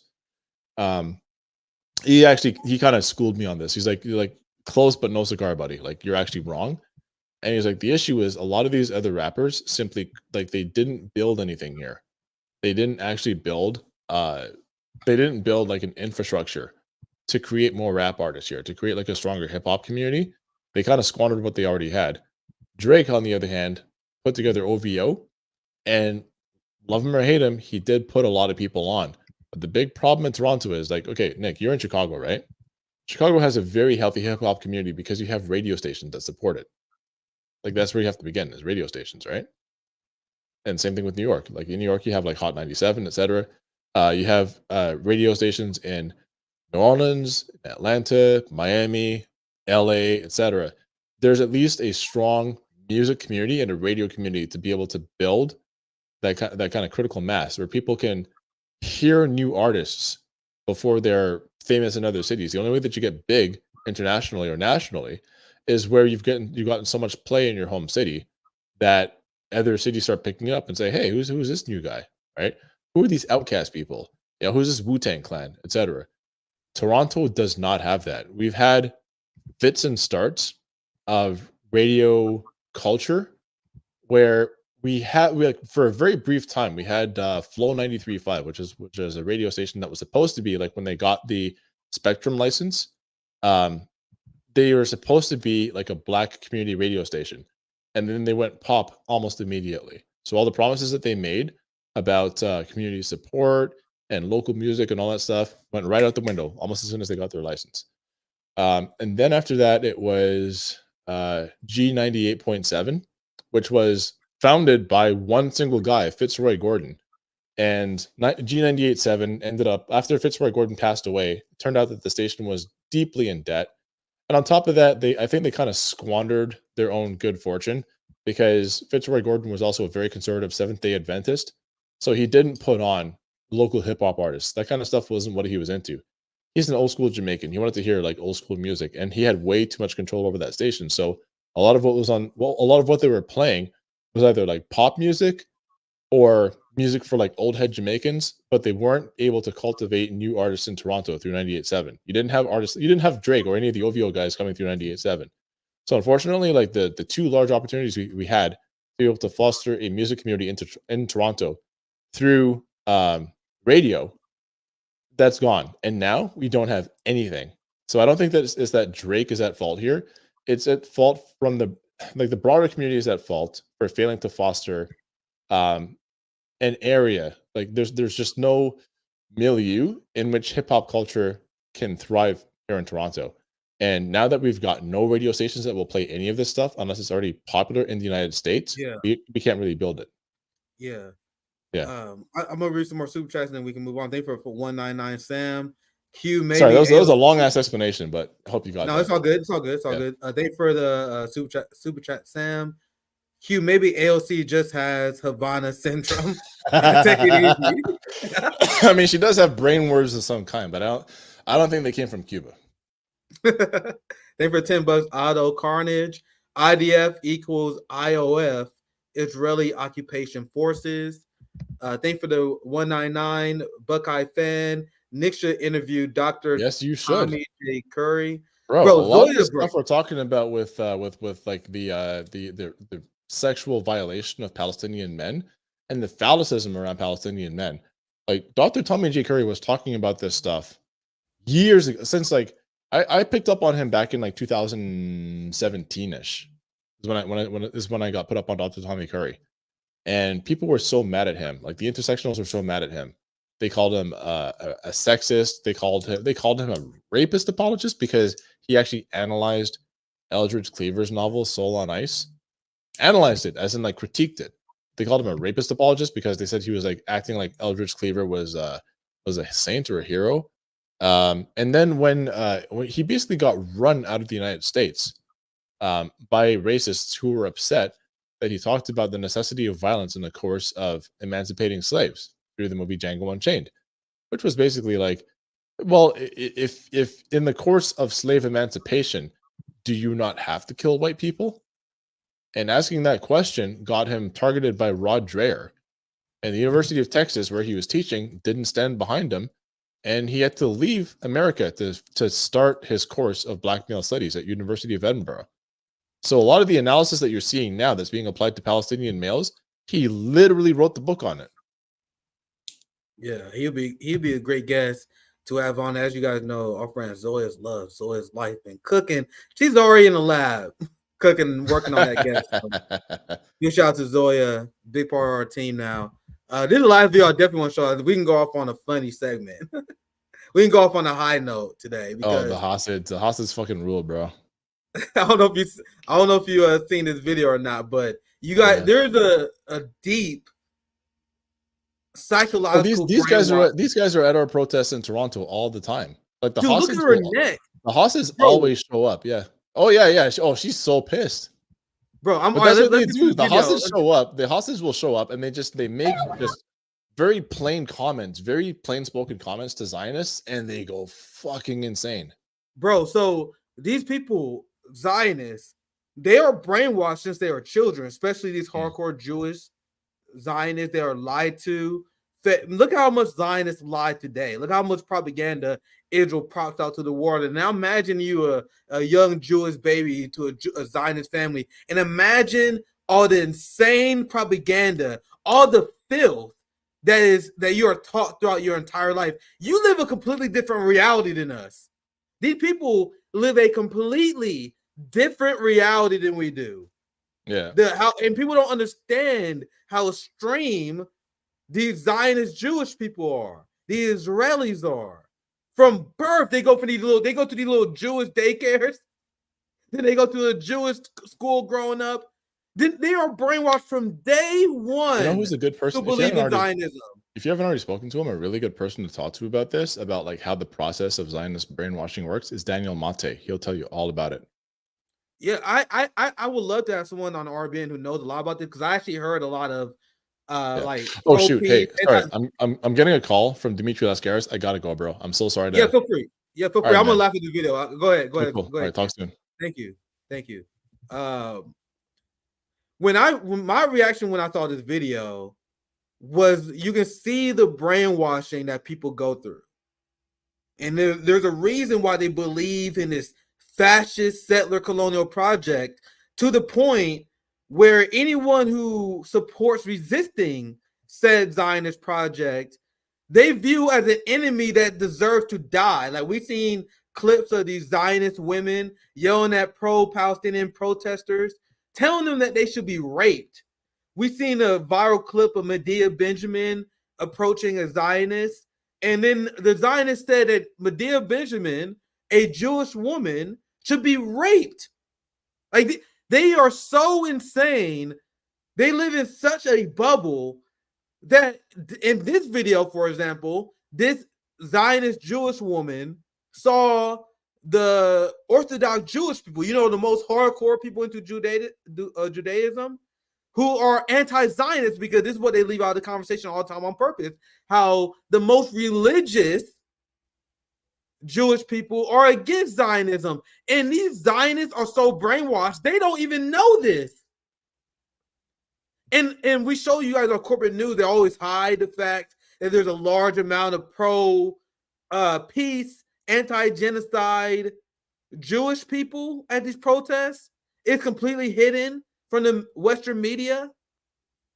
And now you're going to see this person who had to live and address this reality, and she literally can't take it. You see her brain literally shatter at the idea that Jewish people are against the apartheid state of Israel. We come from Israel. Our people come from Israel. You have from your people. Zionism is a political movement which is causing blood. Bro, this is clearly a white woman. This is clearly a European from the mountain of the Caucasus. I have never seen anyone that seemed more Caucasian than this woman. She has relatives that directly spawned from the mountains of Caucasus. That's how white she is. The whitest of all white women is here to tell you that her land is in the Middle East. Do you guys see the brain rot known as Zionism? These white women legitimately believe they're Middle Eastern, and they believe they have the right to displace people that are indigenous in the land. That's a funny ass comment. Let's continue this video, and you're gonna see this Zionists. This is what I told you guys. Zionists are just white people who are cosplaying as Middle Eastern. That's why when people pretend that the Israel-Palestine conflict is complicated, it is absolutely not. It's the least complicated issue of our time. You have a bunch of white people who are pretending to be Middle Eastern, who is violently uprooting an indigenous people. What is confusing about this? Like, isn't Benjamin Netanyahu's real name like Maluskowski or something? He's fucking Polish. You gotta know every single Israeli prime minister has been European. Do people know this stuff? Do you understand how crazy Zionism is? Now let's continue the video. We come from Israel. Our people come from Israel. You have come your Zionism is a political movement which is causing bloodshed. What are you talking about? That's where our family is from. I'm from Israel. How can you hold that flag? She said her family's from Israel. The lady from the mountain of Caucasus is telling you that her family is from Israel. From the Middle East, the actions of the Zionist people, they are responsible. What are you talking about? That's where ancestors. We lived in a beautiful peace. We lived in a beautiful peace with Palestinian people. You guys see, this is what happens when years of brainwashing is undone. She said, how can you say that? You're a Jew. So for one, you guys see the cognitive dissonance when she was like, you guys are not Jews, and then you are Jews. Like, what is the story here, ma'am? Are they Jews or are they not? And then she said, you're a Jew. How can you be for those Palestinians? And I'm not showing you guys this video just because it's funny. I'm showing you guys because this video is actually very educational. It shows you guys. Man, you guys are cracking me up in the comments. She's from Israel, Sweden. I wish I could feature more comments. You guys are cracking me up right now.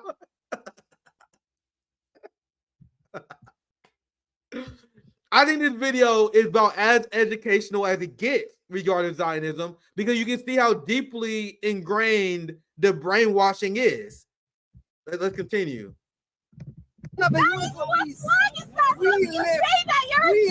We lived in a beautiful peace with Palestinian people for hundreds of years. How can you say that? You're not a Jew. You're not a Jew. How dare you? When Zionism came in, So he's not a Jew, but he also is a Jew. So how can you say that? You guys see, she is so fucking confused, and this is why we realize that Zionists are actually brainwashed into fucking. I'm about to say, I gotta be careful with my words here. They are brainwashed into complete idiots, to say the least. So I don't say anything offensive. They are completely and utterly brainwashed, and seeing her worldview crumble, her worldview completely crumbles, seeing Jewish people who are obviously more Jewish than she is support Palestinians when she was told her entire life that Palestinians are the enemy is breaking her fragile mind. Let's continue. causing bloodshed. They cause rivers of bloodshed. How can you say that you're Jewish? How can you shame your own people? Who is a Jew? We're Jews. We're all Jews here. He was against Judaism. We're all Jews here. Yeah, so how are they saying that? Bro, look at her neck, bro. She's literally so furious fucking veins are popping out her neck. Because they believe in God. We're all Jews here. Right? Yeah, so how are they saying that? Because they believe in God. Jewish, I'm standing it. I don't want that. The Talmud says not our country like that. That is our country. How dare you say that Look about at her our neck. people? Oh, Jesus Christ. Jesus Christ. Look at her fucking neck. Bro, she is so... This is what happens. Imagine you believe something your entire life and you're seeing people reject your ideological worldview on a massive level, which is why they are pretending there's this massive wave of anti-Semitism. They're pretending there's this massive wave of anti-Semitism because they're seeing the population reject their ideology in a massive way that they've never seen in their entire life. And this is the mental toll it is taking on this woman. Look at her here. Look at her. Compare that to the body language of the pro-peace people. This guy, they're having a great time explaining the realities of the crime of Israel. This is someone who's literally so far gone. I mean, I think this image right here that I paused on says everything. Look at her neck, bro. Veins popping out and shit. It's unbelievable. Like this guy said, imagine if you believed Santa was real for 40 years. I don't know how old she is. 40 years. You believe Santa is real, and people protesting against Santa. This video is hilarious. Let's continue. I think this freeze frame here literally explains everything, but let's watch this meltdown some more. No, we're all Jews here. He was against Judaism. It's true. We're all Jews here. Right? Yeah, so how are they saying that? Because they believe in God. Jewish, I'm standing it. I don't want that. That's our country. And the Talmud says not our country like that. That is our country. How dare you say that about our own people?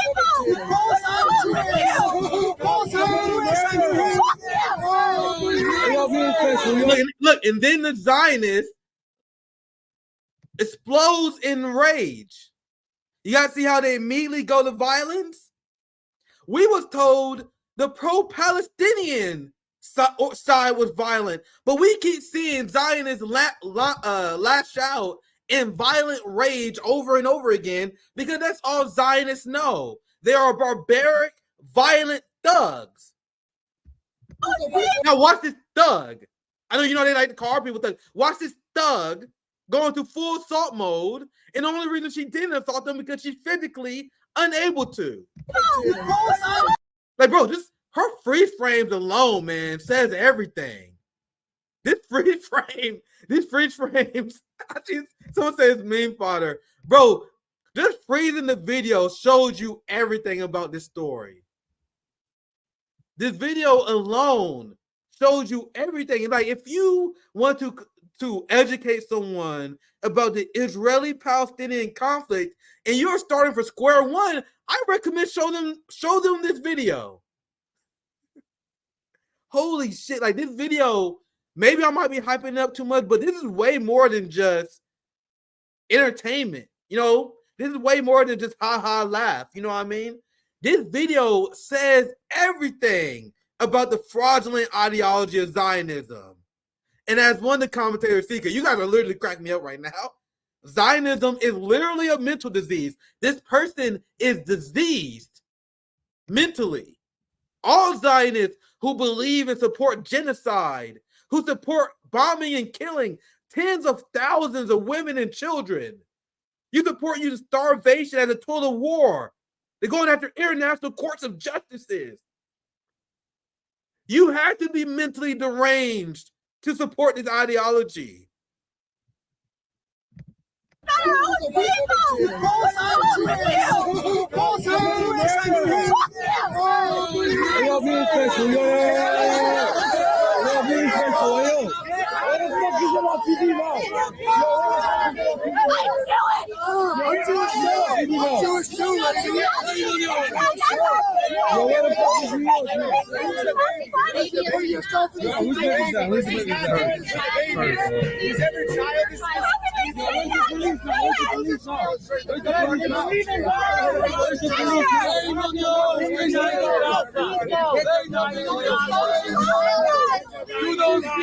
What is wrong with them? How are you guys? Bro, there's just so many good free frames. She is mentally tormenting herself right now. She's an absolute nut job.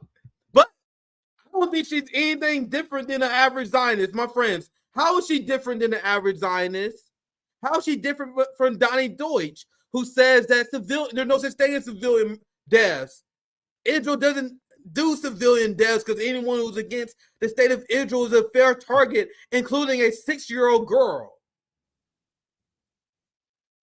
So I know it may be easy to point the finger at her and say that she's uniquely crazy, but she's not. That's the point of my segment. The point of the segment is not just to pick on her. The point is, this is the result of decades of Zionist brainwashing. You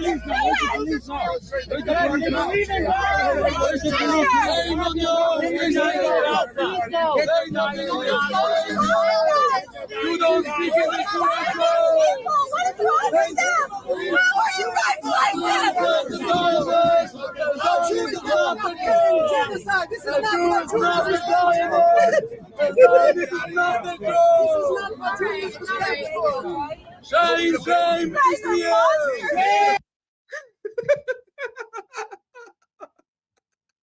How you guys like this? I don't understand. My worldview is shattering in real time. And then she says, she looks at the Jewish people who are against genocide. She looks at the people who are against Israel sniping children and sodomizing Palestinian men to death. She looks at them and calls them monsters. If you're against a Jewish state committing war crimes, you're a monster. If you're against genocide and you want to uphold international law, you're a monster.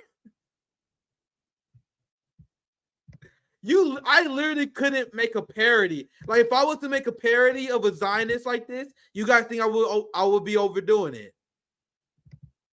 I must see this part again. This part is so glorious. And I think this video is just perfect, man. Big shout out to Status Coup for recording this, for getting the footage. Sums up Zionism in one nice, entertaining video package. Let's play the ending to this and we'll wrap up.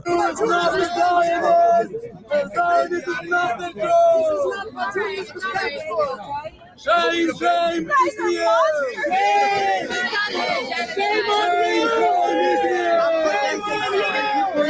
Oh, Jesus Christ.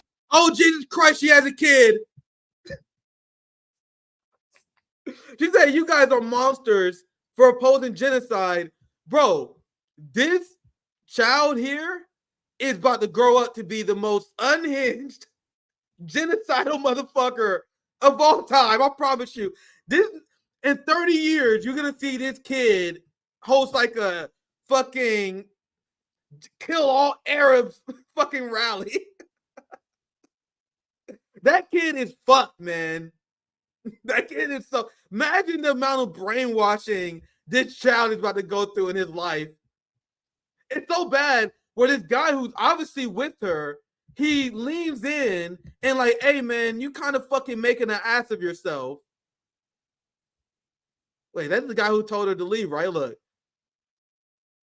I actually don't know, is he with her or not? Like, who is that guy? He eventually takes a selfie. What? He take a... What the fuck? Oh, yeah, he's definitely with her. Oh, man.